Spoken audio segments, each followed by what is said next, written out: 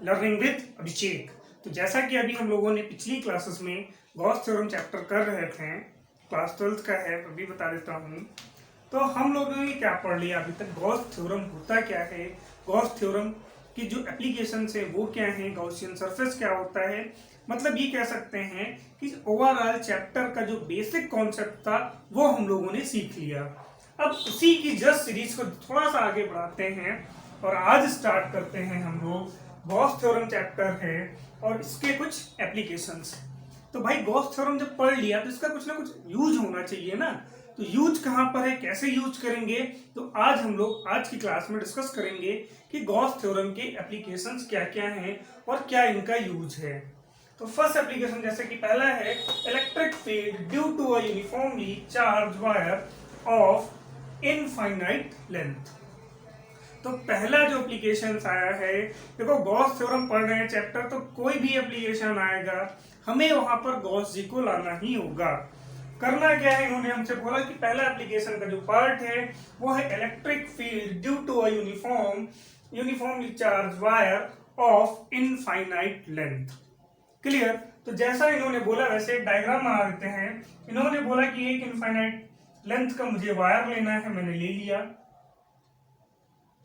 Wire ले लिया, किसके, हम पढ़ कहां पे रहे हैं, इलेक्ट्रिक में पढ़ रहे हैं, तो मतलब इसका कुछ ना कुछ चार्ज शो कर दो। क्लियर। अब ये चैप्टर किसका है, इलेक्ट्रिक का, तो अच्छी बात है। इलेक्ट्रिक में भी किसका पार्ट आ रहा है, गॉस जी का। तो गॉस ने क्या बोला था, भैया पढ़िए कुछ भी, लेकिन वहां पर एक चीज जरूर आनी चाहिए, वो है इनका नाम। अब इनका नाम कैसे लाना है, तो उसके लिए हम लोग क्या करेंगे, एक इमेजिनरी लाइंस ड्रॉ कर देंगे, जिसको हम लोग बोल देंगे क्या, कि ये है क्या, बना लेता हूं पहले, इसको एक नया नाम दे दिया गया, जिसको इन्होंने बताया कि कौन सा सरफेस होगा, गाउसियन सरफेस। पिछली क्लास में भी हम लोगों ने पढ़ लिया था कि गॉसियन सरफेस होता क्या है। तो कुछ खास नहीं था गॉसियन सरफेस, बस इतना था कि कोई भी एक क्लोज पथ बना लेना है, ओपन नहीं होना चाहिए, क्लोज कर्व का होना चाहिए, इलेक्ट्रिक फील्ड उसमें क्या होनी चाहिए, तो वो हमेशा क्या जनरेट करेगी, गॉसियन सरफेस को। यही तो पढ़ा, गॉसियन सरफेस पढ़ लिया। तो ये देखो जो ऊपर वाली साइड्स हैं जो यहाँ पर बनी है, जो कर्व में है, इनको बोलेंगे हम लोग क्या, आउटसाइड किसके, इस डायग्राम के जो भी बना है। और ये सब क्या होंगी, इनर साइड। सपोज कर लेता हूं अगर इसकी ये डिस्टेंस r है, इस लेंथ को मैं l से कंसीडर कर लेता हूं। और गॉसियन सरफेस पढ़ रहे हैं तो मतलब क्या करूंगा, पहले छोटे छोटे पार्ट्स के लिए मैं पढ़ लूंगा किसी भी चीज को। तो ये हो गया मेरा एक छोटा सा पार्ट, जिसकी ये हो जाएगी डिस्टेंस, और इधर कहीं शो करेगी मेरी इलेक्ट्रिक। अगर यही बात करूं मैं इस पॉइंट्स की, कोई भी एक आप पॉइंट्स ले सकते हैं, यहां पे बना देता हूं, एक छोटा सा पार्ट ले लेना है। इसमें क्या करना है, मुझे ई और पी को रखना है। यहाँ पे सेट नहीं हो पा रहा, इधर कर देता हूँ, आई होप आप लोगों को दिखेगा।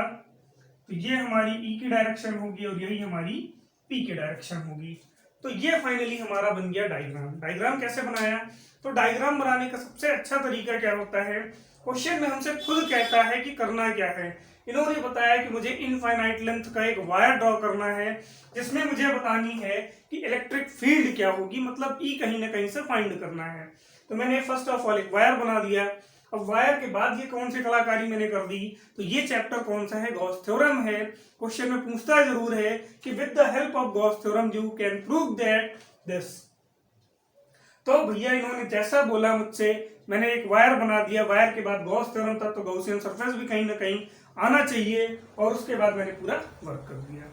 अगर बात करते लैंग्वेज की, तो लैंग्वेज में क्या लिखेंगे, let us consider that a wire. अब ये वायर कैसा है, देखो लीनियर वायर दिख रहा है, ये एक और अच्छा नाम इसको दे सकते हैं, coaxial cylindrical linear wire. Clear. तो अगर अब हम लोग देखा जाए तो ये कैसा है, यूनिफॉर्मली चार्ज वायर है। यहां पर एक नई तुम्हें डेफिनेशन याद रखनी होगी, कौन सी, लीनियर चार्ज या फिर लीनियर, लिख लेते हैं, पूरा ही नाम लिख लिया जाए तो आई थिंक ये डायग्राम क्लियर हो गया होगा आप सबको।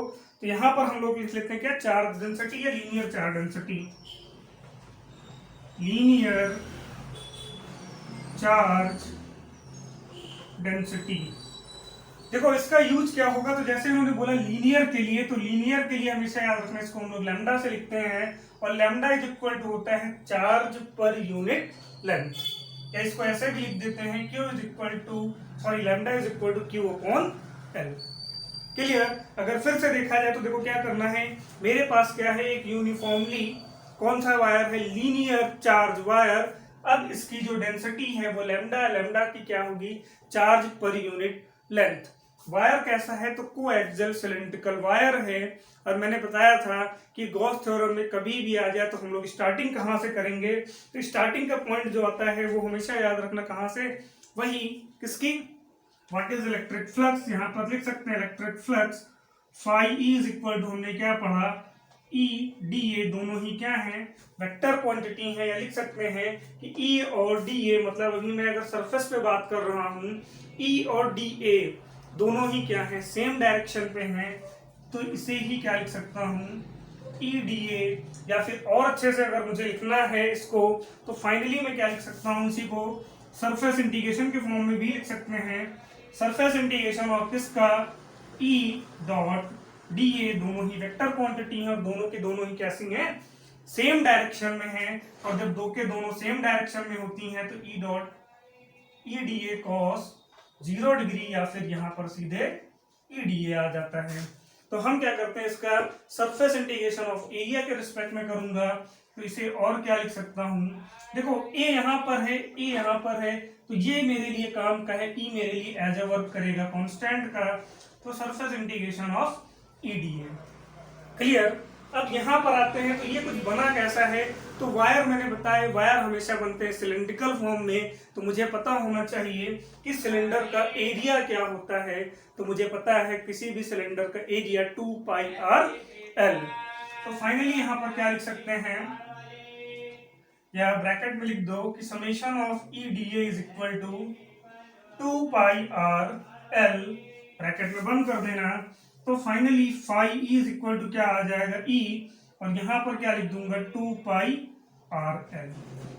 अगर ये पूछा जाए कि मेरी जो इलेक्ट्रिक फ्लक्स आया है वो केवल इस पॉइंट ऑफ व्यू के लिए आया है, बात करते हैं अगर इनके दोनों प्लेन एंड्स पर, मतलब यहाँ की बात की जाए इनके एंड के लिए, तो याद रखना कभी भी कोई भी अगर एक्सिस में डायग्राम बना है तो उनके जो एंड पॉइंट होते हैं वहां पर ये दिख रहा होगा मुझे कुछ ऐसा, ds ऊपर रिप्रेजेंट हो रहा है, e इस साइड, और इनके बीच में हमेशा एंगल कितना बनता है 90, और मुझे पता है cos 90 0 होता है।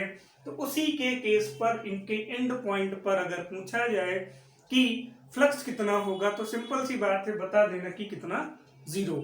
इस पॉइंट को इग्नोर करते हैं, केवल मुझे वर्क कितने पे करना है, इस गॉसियन सरफेस पर। क्लियर।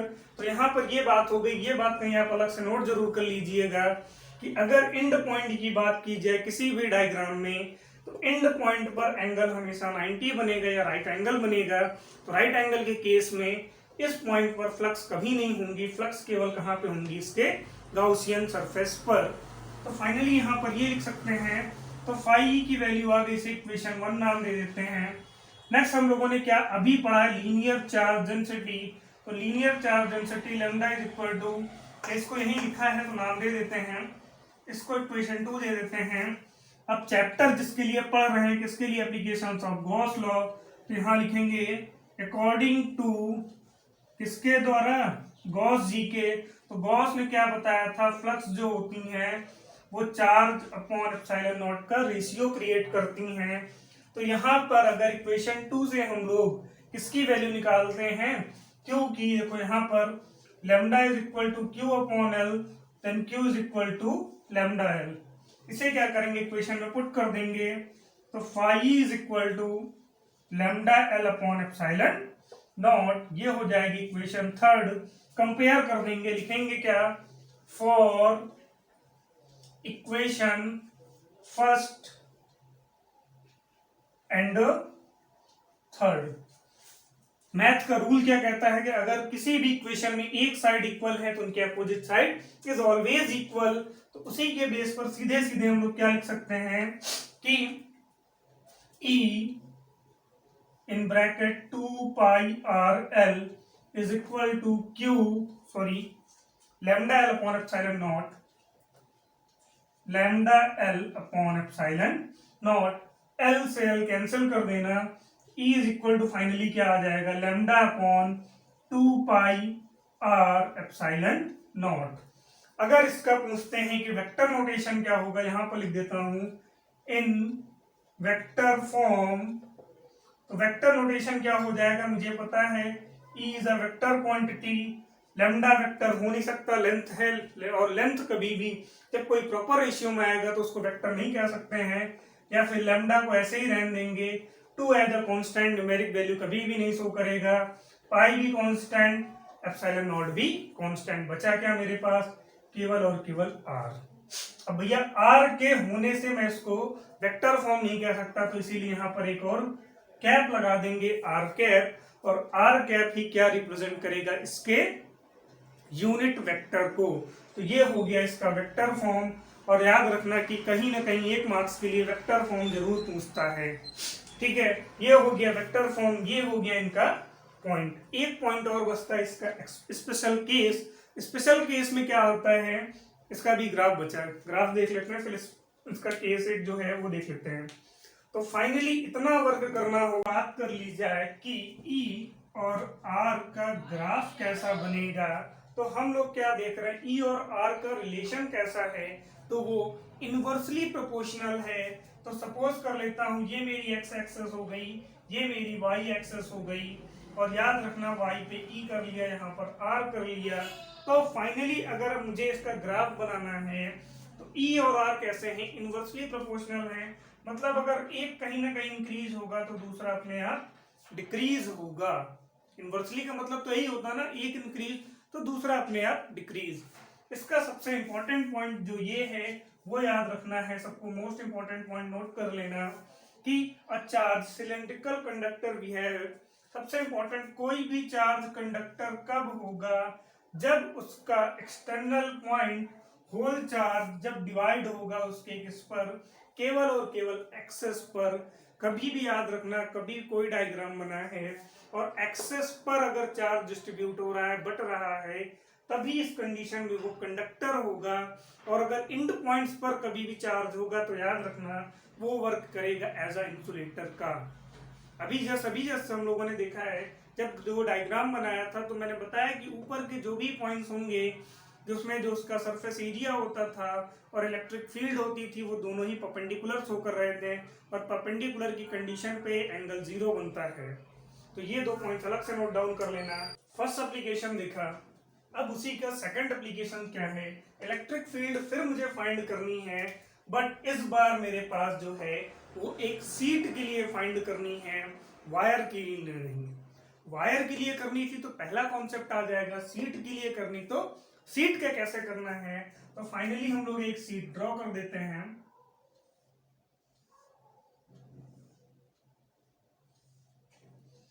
अब हम लोग पढ़ इलेक्ट्रिक में रहे तो भैया इन पे क्या कर देना, चार्ज बना देना। सिमिलरली सब पे बना दो, और यहां पर क्या कर दो, एक बनाना जरूरी है। क्या बनाना जरूरी है, तो हमें सब पहले से ही हमें ये चीज पता है कि हमें ये क्या बनाना है। भाई क्वेश्चन में मुझसे कहा है कि सीट बनाइए, मैंने सीट बना दी। अब कहीं ना कहीं से मुझे क्या करना है कि इसके लिए गॉसियन सरफेस को भी तो लाना इंपॉर्टेंट है, और मुझे पता है अगर कोई भी आप सीट लेंगे तो उसको अगर कभी भी कर्व करेंगे, मोड़ेंगे, तो हमेशा क्या बनेगा, एक वो सिलेंड्रिकल बनेगा, और इसे ही हम एक नया नाम दे देंगे, क्या, सिलेंड्रिकल या सिलेंडर गॉसियन सरफेस। ठीक, तो यहां पर भी मुझे क्या बनेगा, E, फिर यहां पे क्या होगा D, इस पॉइंट का नाम अगर मैं P रख दूं, सिमिलरली यहां पर भी E, यहां पर भी DA या DA कर लो, और इसका नाम मैं दे देता हूं P डैश। ठीक, छोटा सा है, यहां पर एक एरिया बना दिया जाए इसका, ये हो गया इसका एरिया, और ये हो जाएगी इसकी डिस्टेंस R। क्लियर। जैसे ही इन्होंने मुझसे बोला कि सीट बनाइए, मैंने सीट बना दी। अब अगर आप ये पूछे कि सीट में सिलेंडर कैसे बना दिया, तो मैंने बताया है ना कि गॉसियन सरफेस में कहीं ना कहीं वो इमेजिनरी लाइंस आनी चाहिए। तो सीट कभी भी आप फोल्ड करेंगे तो वो एक सिलेंडर फॉर्म क्रिएट करेगा, और सिलेंडर का फॉर्म क्रिएट करने की वजह से मैंने उसको ये फॉर्म दे दिया। क्लियर। अब यहाँ पर बात आते हैं, तो क्या एक छोटी सी लैंग्वेज लिखेंगे कि जो हमारा ई है, ई इज परपेंडिकुलर किस पे, to the plane, E is perpendicular to the plane, और कहां पर ये प्लेन परपेंडिकुलर होगा, end of cylinder, ends of cylinder. अब ऐसा है तो एंड पैरेलल, अब पैरेलल कहां पर है, दिख रहा है कि जहां पर ये मुड़े हुए हैं, तो क्या लिखेंगे, पैरेलल टू द कर्व, जहां पे ये कर्व है सरफेस, जहां पर ये कर्व है मुड़े हुए हैं, जहां पर ई और डी ये देख रहे हैं कैसे हैं, पैरेलल हैं, सो द मैग्नीट्यूड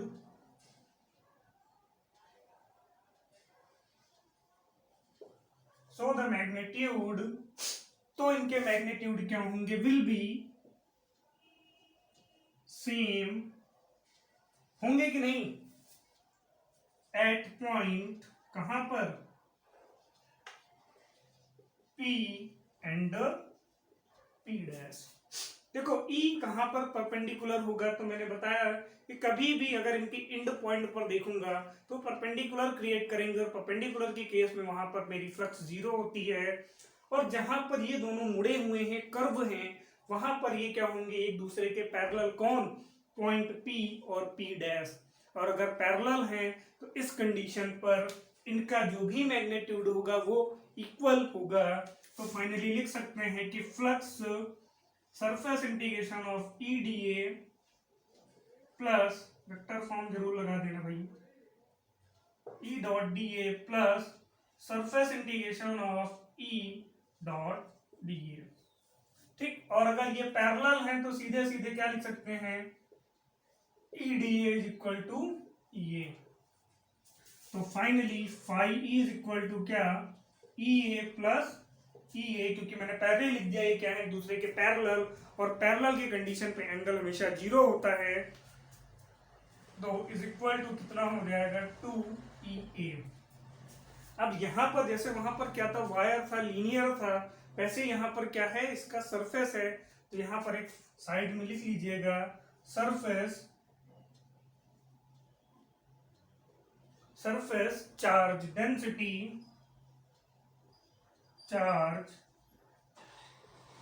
डेंसिटी, जैसे वहां से लैम्डा से लिखा था, यहां पर सिग्मा से लिखूंगा, सिग्मा इज इक्वल टू होता है Q upon A, charge per unit length या यूनिट एरिया। क्लियर। तो फाइनली ये होगी इक्वेशन 1, नाम दे दो। फिर यहाँ पर वो आ जाएंगे कौन, तो जिनके नाम से चैप्टर है अकॉर्डिंग टू गॉस। तो गॉस ने बताया था कि फ्लक्स जो होता है वो एप्सिलॉन और चार्ज के रेशियो के इक्वल होता है।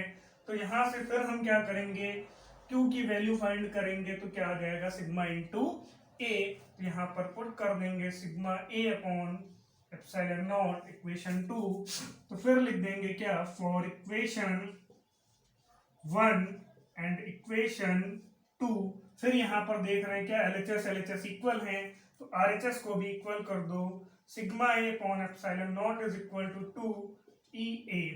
ए से ए फिर कैंसिल कर देना, 2 अपॉन में आ जाएगा, और फाइनली E फाइंड कर लेना, E is equal to sigma upon 2 epsilon naught. E is equal to sigma upon 2 epsilon naught. याद रखना E क्यों हम लोग निकाल रहे हैं, क्योंकि मैंने पहले बोला है कि फाइंड क्या करना है, electric field due to a uniform. ठीक, किसके लिए, सीट के लिए, अगर प्लेन के लिए बोलेगा, वायर के लिए बोलेगा, तब ऐसे कुछ फाइंड कर लेंगे। और रही बात आती है चीज की, इनकी जो वैल्यू है वो पॉजिटिव होगी कि नेगेटिव होगी, इसके पहले भी मैंने जो वीडियो अपलोड किए हैं उनमें बहुत क्लियरली बता रखा है कि कब मेरा सरफेस पॉजिटिव होगा, कब नेगेटिव होगा, टू वर्ड्स एंड आउटसाइड की कंडीशन को भी मैंने वहां पर अच्छे से बता के रखा है। तो